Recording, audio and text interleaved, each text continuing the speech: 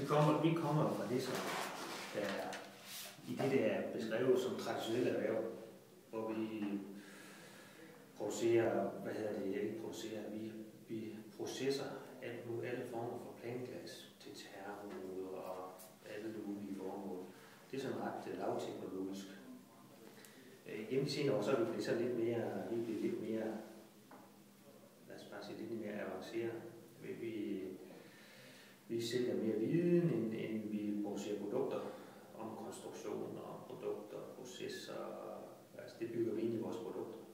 Så hvad man sige, det efterspørger markedet, eller har markedet efterspurgt. Så det er jo nogenlunde fornuftigt af. Og vi ved, at vi skal den vej. Vi kan ikke konkurrere med polakker, vi kan ikke konkurrere med kinesere. Og dem slås vi ret beset med hver eneste dag. Men det kan vi bare ikke. Altså vores lønniveau er alt for højt. Hvor en polak skal have 30 kroner i timen, så skal de have 200 kroner herude. Altså det er bare ikke muligt.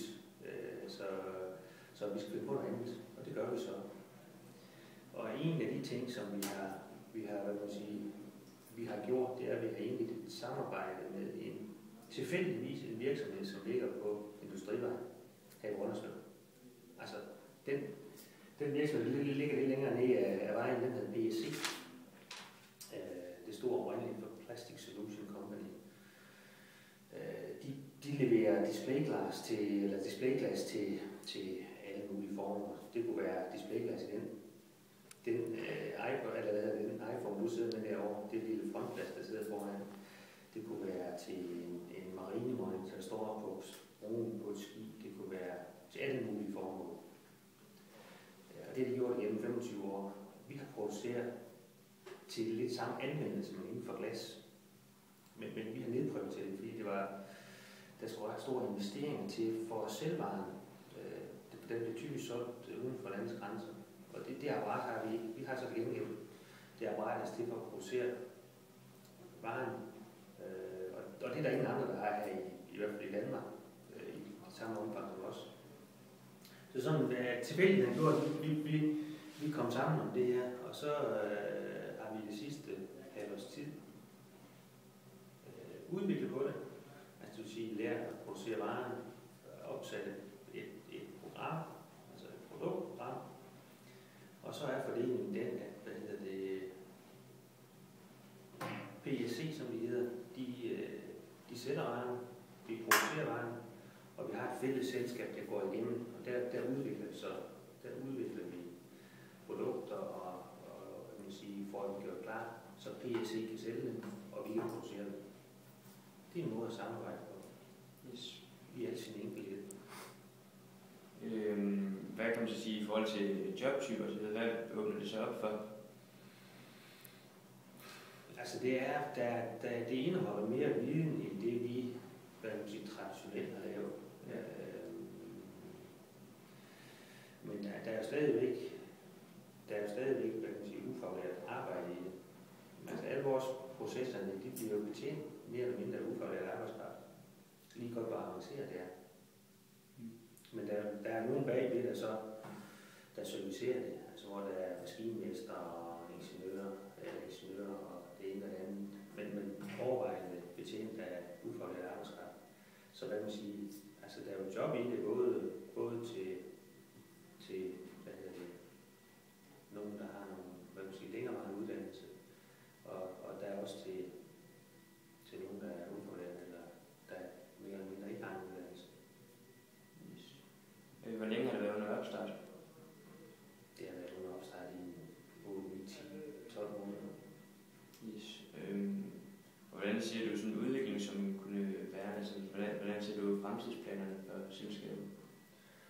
Sådan lidt forsigtigt, så vi har jo, det er jo lidt begunstigt, at vi nærmest har kunder, før vi kommer i gang. Så vi har kunder, altså det er egentlig mere eller mindre os selv, vi venter på, og hvad man siger nu. Den mængde, vi kan producere, og de kan man sige, lidt mere sofistikerede produkter, som vi har udviklet. Altså, der er altid, vi har ligesom en lille smule tilbage, vi skal have. Så vi kan ikke bare tage hvad man siger, en helt vildt masse ordre ind. Det så har vi dem ikke. Vi har ikke så mange ordre, men altså vi har nogen,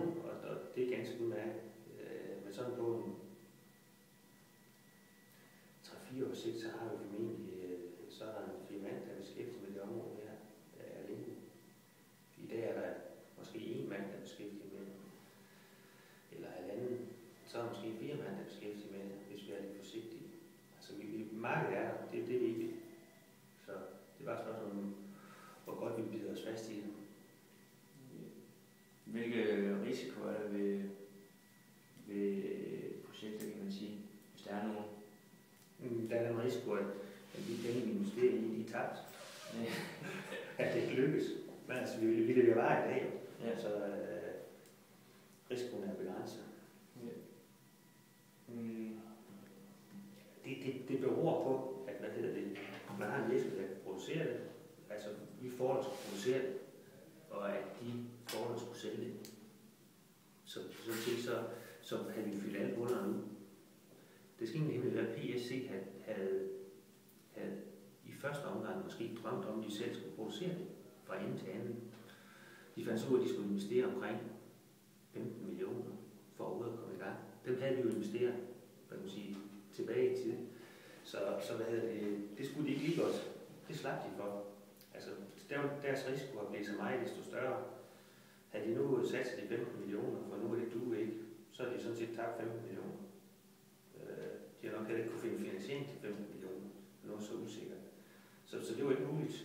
Men det, at vi hver især havde de forsøg, vi havde, at vi så tilfældigvis lå på samme vej, hvilket gør samarbejde meget lettere.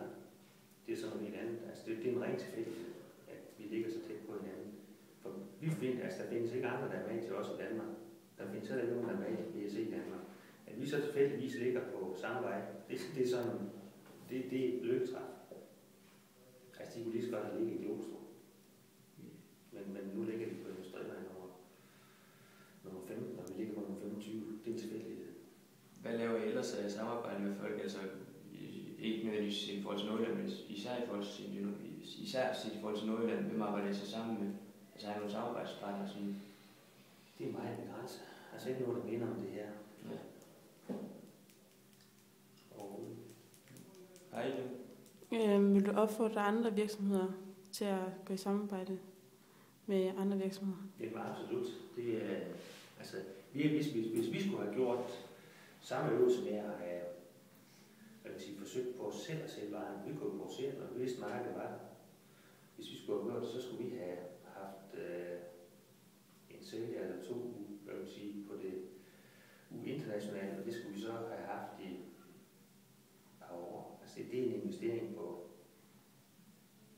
altså det koster 800.000, 900.000 om året, have en til at køre i Tyskland. Og så skulle vi måske have haft en mere, der kunne dække nogle nordiske lande, og lidt længere sydpå osv. Altså det havde for os været en stor mundfuld, uden vi vidste, om der kom noget ind den anden vej. Så det kan også være lidt, man kan også se sådan på